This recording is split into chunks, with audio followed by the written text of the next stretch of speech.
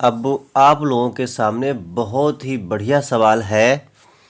सवाल कह रहा है कि द्विघात समीकरण ज्ञात कीजिए जिनके मूल 3 और 1/3 हो।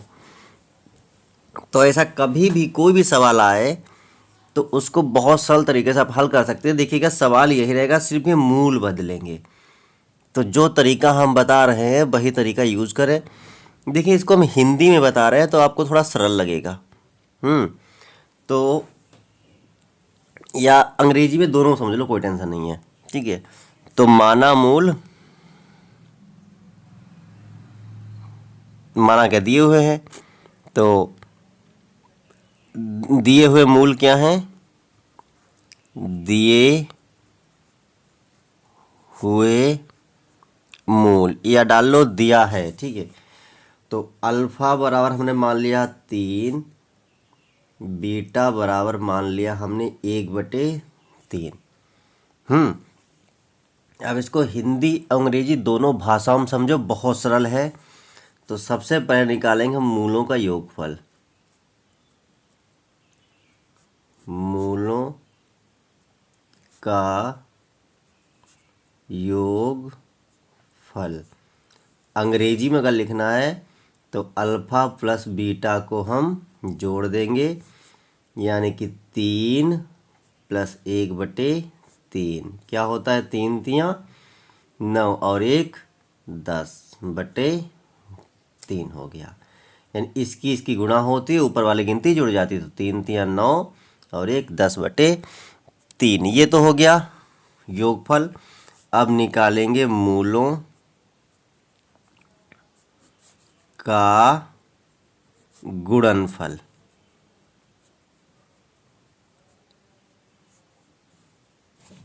यानी कि अल्फा इंटू बीटा, यानी पहला मूल 3 गुणा दूसरा मूल 1/3।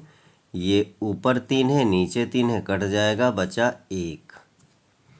ऐसे कोई भी मूल हो सेम करना है, एक बार प्लस करना है यानी योगफल, एक बार गुणा करना है यानी गुणनफल।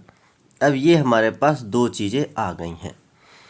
अब समीकरण होता है, यानी सूत्र ही मान लो, इसलिए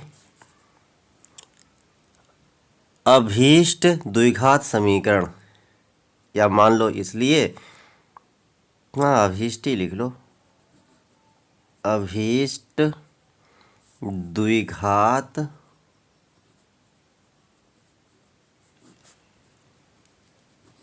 समीकरण।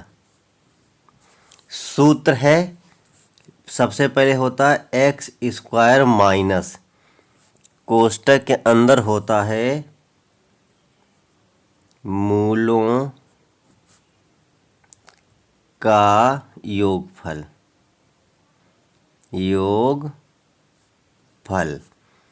फिर x होता है, फिर प्लस का निशान होता है